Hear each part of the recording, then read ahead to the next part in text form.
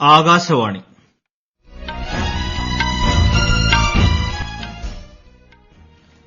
നമസ്കാരം. വാർത്തകൾ വായിക്കുന്നത് സുരേഷ്.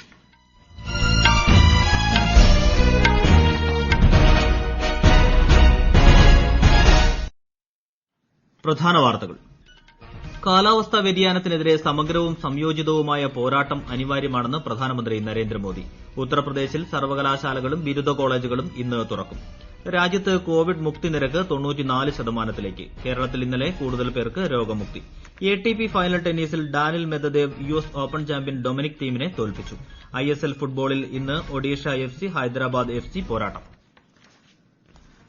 വാർത്തകൾ വിശദമായി. കാലാവസ്ഥാ വ്യതിയാനത്തിനെതിരെ വിശാലവും സമഗ്രവും സംയോജിതവുമായ പോരാട്ടം നടത്തണമെന്ന് പ്രധാനമന്ത്രി നരേന്ദ്രമോദി. ആഗോള മഹാമാരിയിൽ നിന്ന് പൌരന്മാരെയും സമ്പദ്വ്യവസ്ഥയെയും രക്ഷിക്കുന്നതിൽ എല്ലാവരും ശ്രദ്ധ കേന്ദ്രീകരിക്കുന്നുണ്ടെങ്കിലും കാലാവസ്ഥാ വ്യതിയാനത്തിനെതിരെ പോരാടുന്നതിൽ ശ്രദ്ധ കേന്ദ്രീകരിക്കേണ്ടത് അനിവാര്യമാണെന്ന് ശ്രീ മോദി പറഞ്ഞു. കുറഞ്ഞ കാർബൺ ബഹിർഗമനവും കാലാവസ്ഥാ പ്രതിരോധ ശേഷിയുള്ള വികസന രീതികളും ഇന്ത്യ സ്വീകരിച്ചിട്ടുണ്ടെന്ന് G20 ഉച്ചകോടിയിൽ വെർച്വലായി പങ്കെടുത്ത പ്രധാനമന്ത്രി പറഞ്ഞു. പാരീസ് കരാർ ലക്ഷ്യങ്ങൾ ഇന്ത്യ നിറവേറ്റുക മാത്രമല്ല, അതിനുമപ്പുറമുള്ള കാര്യങ്ങൾ ചെയ്യുന്നു. ഇന്ത്യയിൽ LED വിളക്കുകൾ ജനപ്രിയമാക്കിയിട്ടുണ്ട്. ഇത് പ്രതിവർഷം 38 ദശലക്ഷം ടൺ കാർബൺ ഡൈ ഓക്സൈഡ് പുറന്തള്ളുന്നു. ആഗോളതലത്തിൽ ഏറ്റവും വലിയ ശുദ്ധ ഊർജ്ജ സംരംഭമായ ഉജ്ജ്വല പദ്ധതിയിലൂടെ 80 ദശലക്ഷത്തിലധികം വീടുകൾക്ക് പുകയില്ലാത്ത അടുക്കളകൾ നൽകിയിട്ടുണ്ടെന്നും ശ്രീ മോദി പറഞ്ഞു. G20 ഉച്ചകോടിക്ക് വിജയകരമായ ആതിഥേയത്വം വഹിച്ചതിന് പ്രധാനമന്ത്രി നരേന്ദ്രമോദി സൌദി അറേബ്യയ്ക്ക് നന്ദി അറിയിച്ചതായി വിദേശകാര്യ മന്ത്രാലയം അറിയിച്ചു. 2021 G20 ഉച്ചകോടിക്ക് ആതിഥേയത്വം അരുളുന്നതിനായി ഇറ്റലിയെ പ്രധാനമന്ത്രി സ്വാഗതം ചെയ്തു. 2022 ഇന്തോനേഷ്യയും 2023 ഇന്ത്യയും 2024 ബ്രസീലും ഉച്ചകോടിയുടെ സംഘാടകരാകും. ലോക്സഭാംഗങ്ങൾക്കുള്ള ബഹുനില ഫ്ളാറ്റുകൾ പ്രധാനമന്ത്രി നരേന്ദ്രമോദി ഇന്ന് ഉദ്ഘാടനം ചെയ്യും. രാവിലെ 11-ന് വീഡിയോ കോൺഫറൻസിലൂടെയാണ് പരിപാടി. ന്യൂഡൽഹിയിലെ ഡോക്ടർ BD മാർഗിലാണ് ഫ്ളാറ്റുകൾ നിർമ്മിച്ചത്. 80 വർഷം പഴക്കമുള്ള 8 പഴയ ബംഗ്ലാവുകളുടെ സ്ഥാനത്താണ് നവീകരിച്ച 76 പുതിയ ഫ്ളാറ്റുകൾ. നിശ്ചയിച്ചുറപ്പിച്ച നിർമ്മാണ ചെലവിനേക്കാൾ കുറഞ്ഞ നിരക്കിൽ 14% ലാഭത്തോടെ നിർമ്മാണം പൂർത്തിയാക്കാനായി. പ്രകൃതിയോടും പരിസ്ഥിതിയോടും ഇണങ്ങി നിൽക്കുന്ന ഫ്ളാറ്റിന്റെ നിർമ്മാണത്തിന് ഉപയോഗിച്ചിരിക്കുന്ന വസ്തുക്കളും പരിസ്ഥിതി സൌഹൃദം തന്നെയാണ്. ഉദ്ഘാടന ചടങ്ങിൽ ലോക്സഭാ സ്പീക്കർ ഓം ബിർളയും പങ്കെടുക്കും. ഉത്തർപ്രദേശിലെ സർവകലാശാലകളും ഡിഗ്രി കോളേജുകളും ഇന്ന് തുറക്കും. റോസ്റ്റർ അടിസ്ഥാനത്തിൽ 50% വിദ്യാർത്ഥികൾക്കായിരിക്കും ക്ലാസിൽ പങ്കെടുക്കാൻ കഴിയുക. കോവിഡ് മഹാമാരിയുടെ സാഹചര്യത്തിൽ മാർച്ച് മുതൽ സംസ്ഥാനത്തെ സർവകലാശാലകളും കോളേജുകളും അടച്ചിട്ടിരിക്കുകയായിരുന്നു. കൃത്യമായ മാർഗ്ഗനിർദ്ദേശങ്ങൾ പാലിച്ച് മാത്രമേ വിദ്യാർത്ഥികളും അധ്യാപകരും ക്യാമ്പസുകളിൽ പ്രവേശിക്കാവൂ എന്ന കർശന നിർദ്ദേശം നൽകിയിട്ടുണ്ട്. ബിഹാർ നിയമസഭയുടെ 5 ദിവസത്തെ സമ്മേളനം ഇന്ന് തുടങ്ങും. തെരഞ്ഞെടുപ്പിന് ശേഷമുള്ള ആദ്യ സമ്മേളനമാണിത്. എല്ലാ MLAമാരെയും കോവിഡ് പരിശോധനയ്ക്ക് വിധേയമാക്കുമെന്ന് നിയമസഭാ സെക്രട്ടറി RK സിംഗ് അറിയിച്ചു. അണുനാശിനിയുടെയും മുഖാവരണത്തിന്റെയും ഉപയോഗം നിർബന്ധമാണ്. കർണാടകത്തിൽ സാമ്പത്തിക തട്ടിപ്പ് കേസിൽ CBI അറസ്റ്റ് ചെയ്ത മുൻമന്ത്രി റോഷൻ ബേഗിനെ 14 ദിവസത്തെ ജുഡീഷ്യൽ കസ്റ്റഡിയിൽ വിട്ടു.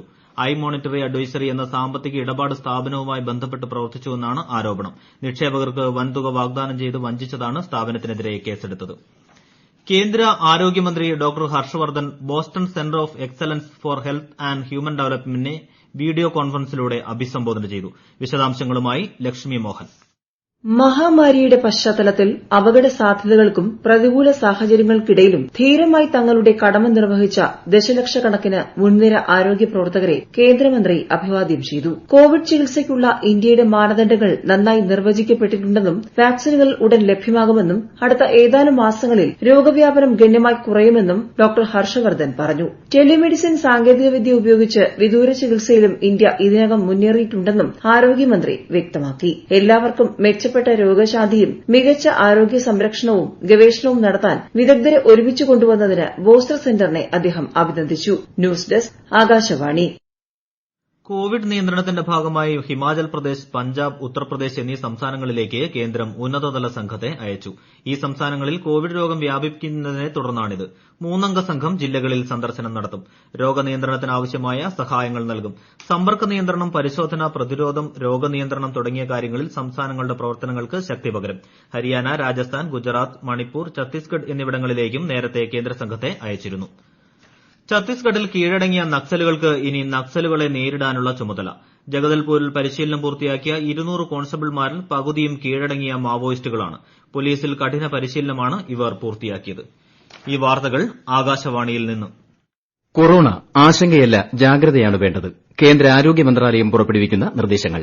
ജനങ്ങൾ കൂട്ടം കൂടുന്നത് ഒഴിവാക്കുക. ഇടയ്ക്കിടെ കൈകൾ സോപ്പും വെള്ളവും ഉപയോഗിച്ചോ സാനിറ്റൈസർ ഉപയോഗിച്ചോ വൃത്തിയാക്കുക. നിർബന്ധമായും മാസ്ക് ധരിക്കുക. പനിയോ ചുമയോ ശ്വാസതടസ്സമോ തുടരുന്ന സാഹചര്യത്തിൽ വൈദ്യസഹായം തേടുക. കൊറോണയെ സംബന്ധിച്ച വിവരങ്ങൾക്ക് ആരോഗ്യ മന്ത്രാലയത്തിന്റെ 1075ലും ദിശയുടെ 1056ലും ബന്ധപ്പെടാം. രാജ്യത്തെ കോവിഡ് രോഗമുക്തി നിരക്ക് 93.69% പിന്നിട്ടു. 4,40,962 പേരാണ് നിലവിൽ ചികിത്സയിലുള്ളത്. 85,21,617 പേർക്ക് ഇതുവരെ രോഗം ഭേദമായി. കഴിഞ്ഞ 24 മണിക്കൂറിനിടെ രാജ്യത്ത് 45,209 പേർക്ക് പുതുതായി രോഗം ബാധിക്കുകയും 43,493 പേർ സുഖം പ്രാപിക്കുകയും ചെയ്തു. രാജ്യത്ത് ഇതുവരെ 1,33,227 പേരാണ് മരണമടഞ്ഞത്. കേരളത്തിൽ ഇന്നലെ 6,227 പേർ കോവിഡ് രോഗമുക്തി നേടി. 48,015 സാമ്പിൾ പരിശോധനകൾ നടത്തിയപ്പോൾ 5,254 പേർക്ക് കൂടി രോഗം കണ്ടെത്തി. 10.94% സംസ്ഥാനത്തെ രോഗസ്ഥിരീകരണ നിരക്ക്. 53 ആരോഗ്യ പ്രവർത്തകർ ഉൾപ്പെടെ 4,445 പേർക്ക് സമ്പർക്കത്തിലൂടെയാണ് രോഗബാധ. ഡൽഹിയിൽ കഴിഞ്ഞ 24 മണിക്കൂറിനുള്ളിൽ 6,746 പേർക്ക് കൂടി കോവിഡ് ബാധ റിപ്പോർട്ട് ചെയ്തു. സംസ്ഥാനത്തെ മൊത്തം രോഗബാധിതരുടെ എണ്ണം 5,29,863 ആയി. 4,81,260 പേർ രോഗമുക്തി നേടി. ഇന്നലെ 121 മരണം കൂടി കോവിഡ് മൂലമെന്ന് സ്ഥിരീകരിച്ചതോടെ ആകെ മരണം 8,391 ആയി. ഗുജറാത്തിൽ ഇന്നു മുതൽ 4 പ്രധാന നഗരങ്ങളിൽ രാത്രികാല കർഫ്യൂ നിലവിലുണ്ടാകുമെന്ന് മുഖ്യമന്ത്രി വിജയ് റൂപാനി അറിയിച്ചു. അഹമ്മദാബാദ്, സൂറത്ത്, വഡോദര, രാജ്കോട്ട് എന്നീ നഗരങ്ങളിലാണ് രാത്രി 9 മുതൽ രാവിലെ 6 മണിവരെ കർഫ്യൂ. കഴിഞ്ഞ 24 മണിക്കൂറിൽ ഗുജറാത്തിൽ 1,495 പേരിൽ രോഗം കണ്ടെത്തി. ഇന്നലെ 13 പേർ കൂടി മരിച്ചതോടെ ആകെ മരണസംഖ്യ 3,859 ആയി. ലോകത്ത് കോവിഡ് ബാധിച്ചവരുടെ എണ്ണം 5,85 ലക്ഷം കടന്നു. 4,05 ലക്ഷത്തിലധികം പേർക്ക് രോഗം ഭേദമായപ്പോൾ 13,88,000 പേർക്ക് ജീവൻ നഷ്ടമായി. ഏറ്റവും കൂടുതൽ രോഗബാധിതരുള്ള അമേരിക്കയിൽ ആകെ മരണസംഖ്യ 2,61,000 കടന്നു. Brazil, France, Russia, Spain, Britain തുടങ്ങിയ രാജ്യങ്ങളിലും രോഗബാധ രൂക്ഷമായി തുടരുകയാണ്. ബംഗാൾ ഉൾക്കടലിൽ രൂപം കൊള്ളുന്ന ന്യൂനമർദ്ദം ഇന്ന് ചുഴലിക്കാറ്റായി രൂപം കൊള്ളുമെന്ന് കേന്ദ്ര കാലാവസ്ഥാ വിഭാഗം മുന്നറിയിപ്പ് നൽകി. ഒരു റിപ്പോർട്ട്. ന്യൂനമർദ്ദം 24 മണിക്കൂറിനുള്ളിൽ ശക്തിയാർജിച്ച് ബുധനാഴ്ചയോടെ കാരയ്ക്കൽ, പുതുച്ചേരി, മാമല്ലപുരം മേഖലകളിൽ ശക്തമായ മഴയ്ക്ക് കാരണമായേക്കും. നിവാർ എന്ന പേരിൽ അറിയപ്പെടുന്ന ചുഴലിക്കാറ്റ് ഇന്ന് നാഗപട്ടണം, തഞ്ചാവൂർ, തിരുപ്പള്ളൂർ മേഖലകളിലും കനത്ത മഴയ്ക്ക് കാരണമാകും. നാളെ തമിഴ്നാടിന്റെ തീരദേശങ്ങളിൽ ഉൾപ്പെടെ 7 ജില്ലകളിലും ശക്തമായ മഴയുണ്ടാകും. ഇന്നു മുതൽ 25 വരെ കേരളത്തിൽ ഒറ്റപ്പെട്ട ഇടങ്ങളിൽ ഇടിമിന്നലോടുകൂടിയ മഴയ്ക്ക് സാധ്യതയുണ്ട്. കേരള തീരത്ത് ഇന്ന് മത്സ്യബന്ധനത്തിന് തടസ്സമില്ല. നാളെ പത്തനംതിട്ട, ഇടുക്കി ജില്ലകളിൽ ജാഗ്രത പ്രഖ്യാപിച്ചു. ബുധനാഴ്ച കേരള തീരത്തു നിന്നും കടലിൽ പോകരുതെന്നും മുന്നറിയിപ്പിലുണ്ട്. News desk, Akashvani.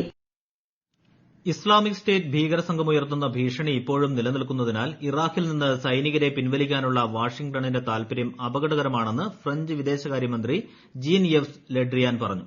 ജനുവരി 15-നകം അഫ്ഗാനിസ്ഥാനിലെയും ഇറാഖിലെയും യുഎസ് സൈനികരുടെ എണ്ണം 2,500 ആയി കുറയ്ക്കാനുള്ള പ്രസിഡന്റിന്റെ പദ്ധതികൾ നിയുക്ത യുഎസ് പ്രതിരോധ സെക്രട്ടറി ക്രിസ്റ്റഫർ മില്ലർ പ്രഖ്യാപിച്ചു. പാരീസ് കരാർ അമേരിക്കൻ സമ്പദ്വ്യവസ്ഥയെ തകർക്കുന്നതാണെന്ന് American president Donald Trump. G20 ഉച്ചകോടിയിൽ വീഡിയോ കോൺഫറൻസിംഗിലൂടെ സംസാരിക്കുകയായിരുന്നു ട്രംപ്. പാരീസ് കാലാവസ്ഥാ ഉടമ്പടിയിൽ നിന്നും പിന്മാറിയത് അമേരിക്കൻ തൊഴിലാളികളെ സംരക്ഷിക്കാനായിരുന്നു. ദശലക്ഷക്കണക്കിന് അമേരിക്കൻ തൊഴിലുകൾ വെട്ടിക്കുറയ്ക്കാനും കോടിക്കണക്കിന് ഡോളർ ലോകത്തെ മലിനീകരിക്കുന്നവർക്കും പരിസ്ഥിതി ലംഘകർക്കും നൽകാൻ താൻ തയ്യാറല്ലെന്നും ട്രംപ് പറഞ്ഞു. ATP ഫൈനൽ ടെന്നീസിൽ ഡാനിൽ മെദ്വദേവ് യുഎസ് ഓപ്പൺ ചാമ്പ്യനായ ഡൊമിനിക് തീമിനെ തോൽപ്പിച്ചു. തന്റെ കായിക ജീവിതത്തിലെ ഏറ്റവും വലിയ കിരീട നേട്ടമാണ് മെദ്വദേവ് കൈവരിച്ചത്. സ്കോർ 4-6, 7-2, 6-4. 5 തവണ ചാമ്പ്യനായ നൊവാക് ജോക്കോവിച്ച്, ലോക 2ാം നമ്പർ താരമായ റഫേൽ നദാൽ എന്നിവരെ കീഴടക്കിയാണ് മെദ്വദേവിന്റെ കിരീട നേട്ടം. ISL ഫുട്ബോളിൽ ഇന്ന് ഒഡീഷ എഫ്സിയും ഹൈദരാബാദ് എഫ്സിയും ഏറ്റുമുട്ടും. ബാബോലിമിലെ GMC സ്റ്റേഡിയത്തിൽ രാത്രി 7:30-നാണ് മത്സരം. കഴിഞ്ഞ സീസണിൽ ഏറ്റവും പിന്നിലായിരുന്നു ഹൈദരാബാദ്. ഒഡീഷ 6ാം സ്ഥാനത്തെത്തിയിരുന്നു. പ്രധാന വാർത്തകൾ ഒരിക്കൽ കൂടി. കാലാവസ്ഥാ വ്യതിയാനത്തിനെതിരെ സമഗ്രവും സംയോജിതവുമായ പോരാട്ടം അനിവാര്യമാണെന്ന് പ്രധാനമന്ത്രി നരേന്ദ്രമോദി. ഉത്തർപ്രദേശിൽ സർവകലാശാലകളും ബിരുദ കോളേജുകളും ഇന്ന് തുറക്കും. രാജ്യത്ത് കോവിഡ് മുക്തി നിരക്ക് 94%. കേരളത്തിൽ ഇന്നലെ കൂടുതൽ പേർക്ക് രോഗമുക്തി. ATP ഫൈനൽ ടെന്നീസിൽ Daniil Medvedev US open champion Dominic തീമിനെ തോൽപ്പിച്ചു. ISL ഫുട്ബോളിൽ ഇന്ന് ഒഡീഷ എഫ്സി ഹൈദരാബാദ് എഫ്സി പോരാട്ടം. വാർത്തകൾ കഴിഞ്ഞു. ഞങ്ങളുടെ വാർത്തകളും വാർത്താധിഷ്ഠിത പരിപാടികളും all India radio news Thiruvananthapuram എന്ന യൂട്യൂബ് ചാനലിൽ ലഭ്യമാണ്. കൂടുതൽ വാർത്തകൾക്കായി @all India radio news Thiruvananthapuram എന്ന ഫേസ്ബുക്ക് പേജും @ARnews_TVM എന്ന ട്വിറ്റർ ഹാൻഡിലും സന്ദർശിക്കുക. അടുത്ത വാർത്താ പ്രക്ഷേപണം 10:15-ന്.